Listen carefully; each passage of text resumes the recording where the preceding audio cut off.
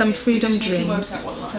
Samira wanted me to say yes. She'd asked if I could accompany her to an exhibition later that day.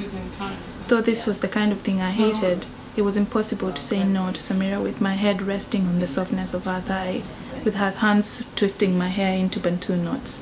When I said yes, she shifted her body on the bed so that my head rested on the bare mattress, and then she kissed me.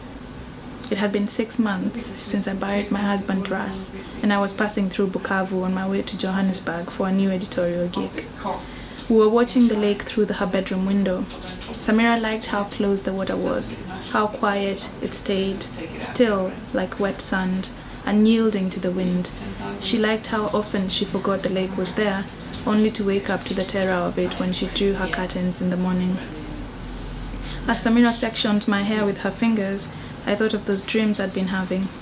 In one of them, the water had swallowed up the shore, and the three of us, Samira, Ras, and I, were stacked on top of each other like wood, floating with the bed. Almost each morning we had to dry the mattress in the sun. Samira said what was happening was a normal thing. There was no need to be ashamed of grief. I hadn't told Samira yet, but this was going to be the last time I'd been seeing her. I've always been able to read the rhythm of things, to tell when the end is approaching.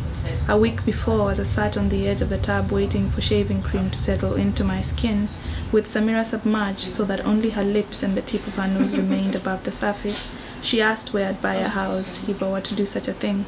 People like me never owned houses. Though I loved Samira and had from time to time imagined a more permanent arrangement, my husband's grave was still fresh. This seemed to me like the wrong kind of talk.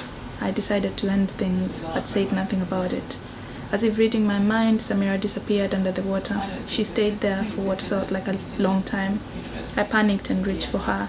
She held my hand and pulled me in. Then she asked what I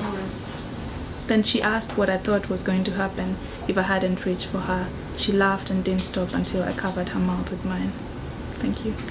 Okay, great.